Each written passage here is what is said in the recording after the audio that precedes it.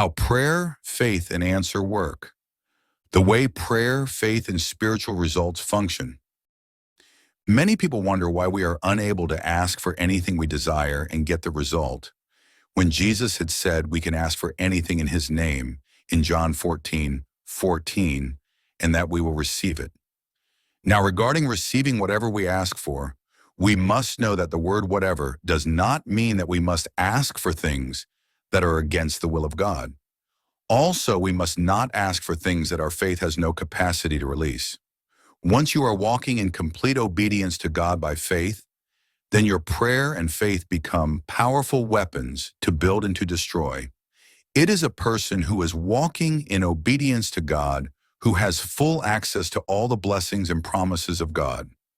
Regarding making requests to God and getting the result, we must explain a few things about prayer and faith.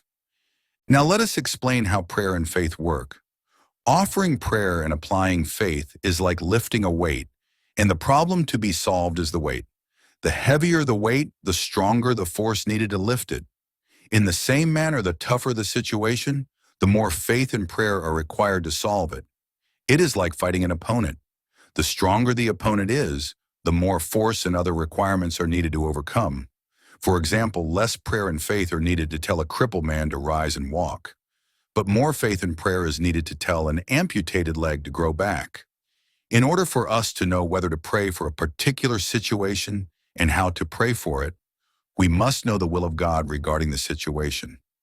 This truth is crucial, especially if the situation to be prayed for is very serious or unusual, like raising the dead back to life from the grave or causing a short person to grow taller instantly. A person who must pray for anything, especially something serious or unusual, must first be convinced in the Spirit to really offer the prayer and how the prayer should be offered. Without such conviction and confirmation, offering a prayer over such an unusual or serious situation may be at risk of not being answered. The reason is that such a request may not be in accordance with the will of God, and any prayer that does not align with the will of God stands the chance of not being answered.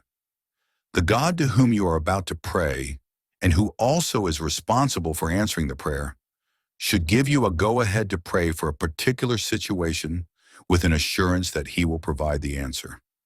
Without first having a go-ahead and an assurance from God, the God to whom you are about to pray and who also will answer the prayer offered may be at risk of not being answered.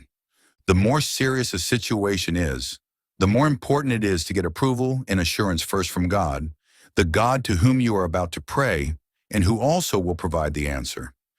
It is not all about faith, it is about the will of God.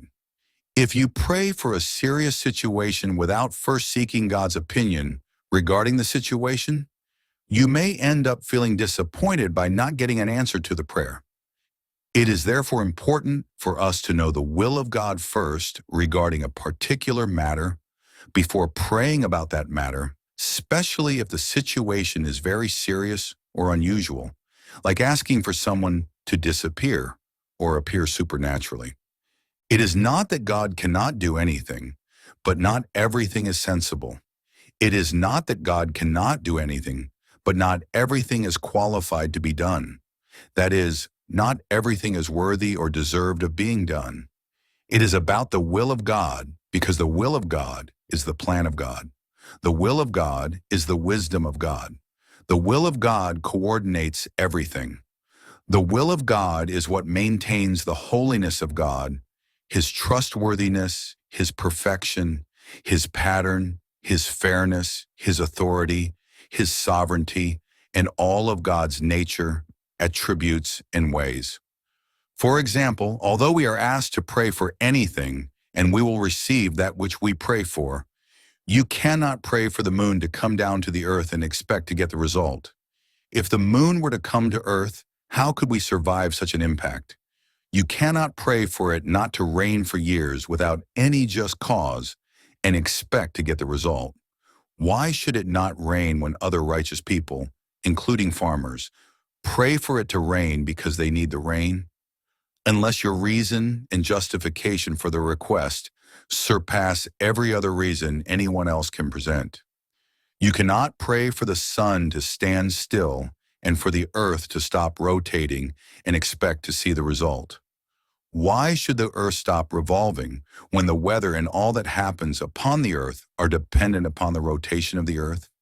Unless the reason you present and your justification for the request cannot be denied.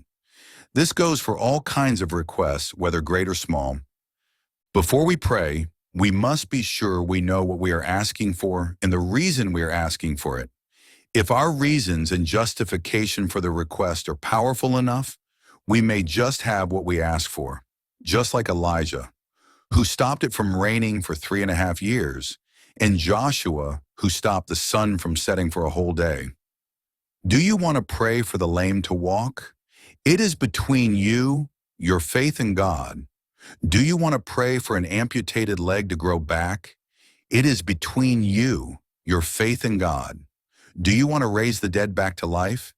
It is between you, your faith in God. Knowing the will of God builds faith in us. For those who are spiritual, once they know the will of God, faith is built instantly.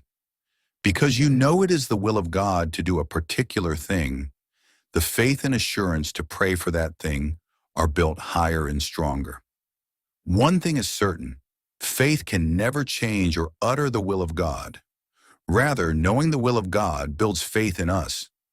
When we say the will of God, we mean the mind of God, the desire of God, the opinion of God, what He wants, how He wants it, when He wants it, and why He wants it.